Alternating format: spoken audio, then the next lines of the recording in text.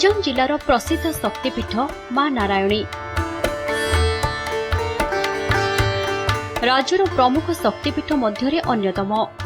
मां को प्रति खाली स्थानीय अंचल नुहे राज्य तथा राज्य बाहर श्रद्धालु रही अगाध विश्वास। पर्यटन स्थल मान्यता पाइथिबा ए क्षेत्र सुंदर परिवेश सांगकु बेस मनलोभा। पहाड़ी झरणा सांगकु घंच जंगलर शीतलता मां को महिमा पर्यटकों को एठाकु टाणी आणे। भालेरी पहाड़र पाददेश पूजा पाउछंती मां नारायणी। ए मंदिर सह अनेक इतिहास जोड़ी हो रही किंतु ए शक्तिपीठ एवं अवहेलित। ये आम नारायणी मंदिर रोड जाऊँगी बादपल्ली पंचायत रोड आउट पंचायत भी रोड जाऊँगी। बर्तमान जो रोड है बहुत एक्सीडेंट बहुत थर 5-7 थर एक्सीडेंट है।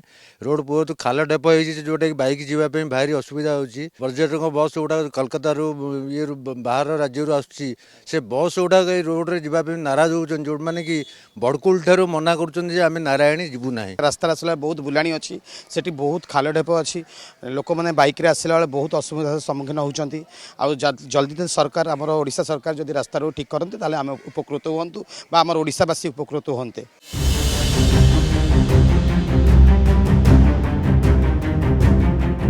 गंजाम और खोर्धा जिलार सीमार रही मां को शक्तिपीठ। भुवनेश्वर ठारू ब्रह्मपुर अभिमुखे जीवा रास्ता कड़े पड़ी थाए मंदिर।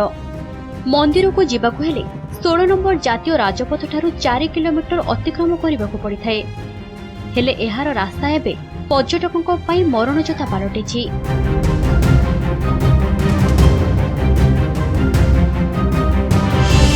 मां को मंदिर को आसुथिबा यात्री माने प्रतिदिन ए रास्ता रे दुर्घटनार शिकार हेउछंती। बुलाणिया रास्ता सांगकु खाल ढीप यात्री कष्ट को द्विगुणित करुछि। पीठ को बुलिबाकु एवं बनभोजी करिबा पई प्रतिदिन शह शह पर्यटक आसी थांती। हेले राज्य बाहरर बड़ बड़ बस यातायात रे असुविधा हेउथिबारु अनेक समय रे पर्यटक मुह फेराई नेउछंती। तेणु समस्यार तुरंत समाधान सह रास्ता काम करिबा पई दाबी होछि। मां को पई पूरा ओडिशा रो समस्त आडू लोक आछंती। मुख्य प्रॉब्लम हला ए जो रास्ता ये जो 4 किलोमीटर रास्ता NH टू 4 किलोमीटर रास्ता प्रति मुहूर्त ये एक्सीडेंट हो। NH रो काम करला एपटे हेवी हाईवा जाइकी मरम फरम नहीं रास्ता पूरा खराब हो। सेकेंड थिंग होची जो फॉरेस्ट रो दीपट गछ थाउची आकु जो पर्यंत ड्रेसिंग न होईची प्राय जगह एमती एक्सीडेंट हो चलो। NH रो जो 4 किलोमीटर रास्ता एकदम मरण जनता भाई अवस्था बहुत गुड़े खाल खत होती। आप देखिए निजे जी जीव जान एत अव्यवस्था रही रास्ता। प्रशासन एवं पर्यटन विभाग को अनुरोध करुच्ची यथाशीघ्र एथर पदक्षेप नियंतु। प्रमुख शक्तिपीठ मध्य मां नारायणी होचंती अन्यतम।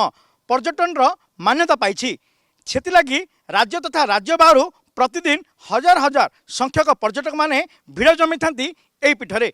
मां को दर्शन करने सहित ए सौंदर्यर उपभोग करथांती। किंतु ए शक्तिपीठ को जीवाई जो रास्ता पड़ी ताहा बे मरण जनता पलटि।